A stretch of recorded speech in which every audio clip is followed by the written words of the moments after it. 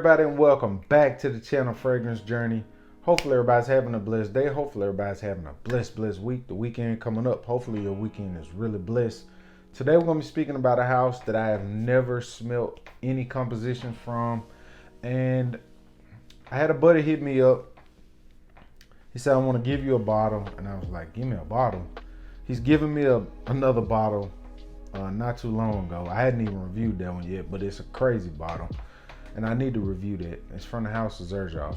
But he said, I want to give you a bottle. I've got 2 bottles of it, and I want you to have one. And I was like, you know what? I can't just take the bottle. Let me give you some in return. So we kind of did a swap. I know he's a big patchouli guy, so we did a swap for a patchouli fragrance. And I guess the house is Rossi Forte, and this is Solito Lindo. And I had never heard of this fragrance before in my life.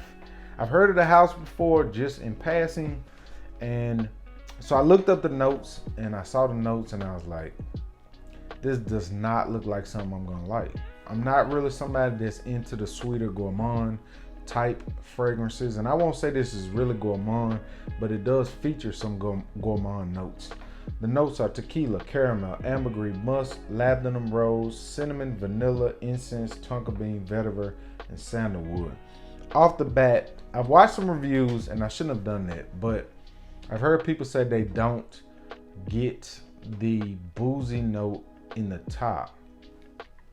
I've had tequila before and it is terrible. Me and tequila do not do well together. Every time I drink tequila, I wake up not knowing what I did the night before. So off the top, I instantly get that clear, boozy tequila note. You've also got caramel in there, which kind of makes this a gourmand fragrance. The caramel is a note that's there throughout this whole fragrance. To me, this isn't one that changes a lot. It does change a little bit, but it's not a big changer and not super complex. But it's blended really well. You've also got musk. You've got labdanum. You've got tonka bean. I don't really get much of the vetiver, and I don't really get much of the ambergris. I do get a lot of the incense. I do get the sandalwood. The rose is there, which gives it this floral nuance, but you can't really tell it's rose. This is one of those fragrances that's blended so well.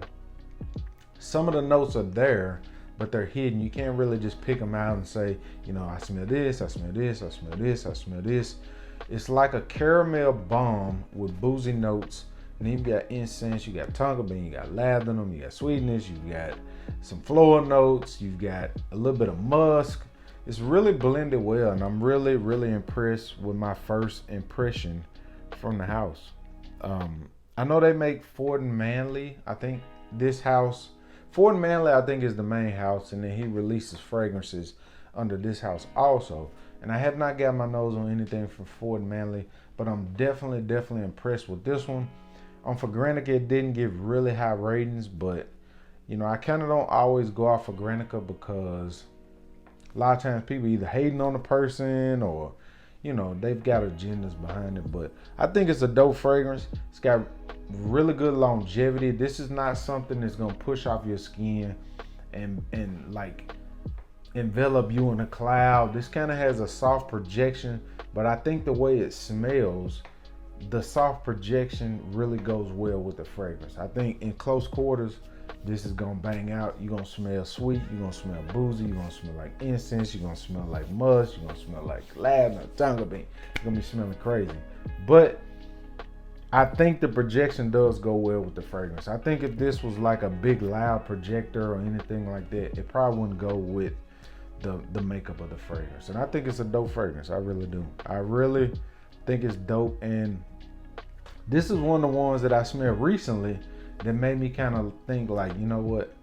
I'm always into like the ouds, the animalic fragrances and things like that. And at times I run into fragrances that I smell that are so well blended and they're really nice, and they make me kind of want to change my thinking about fragrances and being stuck in one direction. So definitely, if you have not gotten your nose on Solito Lindo from Rossi Forte, Definitely check them out. Check this out. This is super dope. I definitely would like to smell more from Ford Manley or whatever, but you know, money is always tight, and I ain't buying like that. But I'm down to trade like that. I mean, I am gonna do a video on the fragrances that I want. There's only a few. There's not a long list, and one of them is from my brother, Mr. Oz, over at Motif Olfactive. And I'm gonna do a video on the fragrances that I want. And I'm also gonna do a video on, I've got 2 bottles of this. Everybody's doing a video on these, and I kind of don't want to just jump in and like do the video just off the rip, you know what I'm saying? I got the TLTG fragrance too.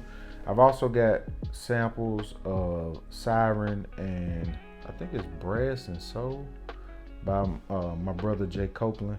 So I may do a video on those quick, but I'm gonna do a video on the samples of the fragrances that I really want in my collection. But if you've got your nose on Cielito Lindo, leave a comment down below. Tell me if you like it, tell me if you love it, tell me if you don't give a damn. Gotta get more consistent, but work right now is crazy. But I'm trying. I appreciate everybody checking out the videos. If you woke up today, you're definitely winning. All the support. We out.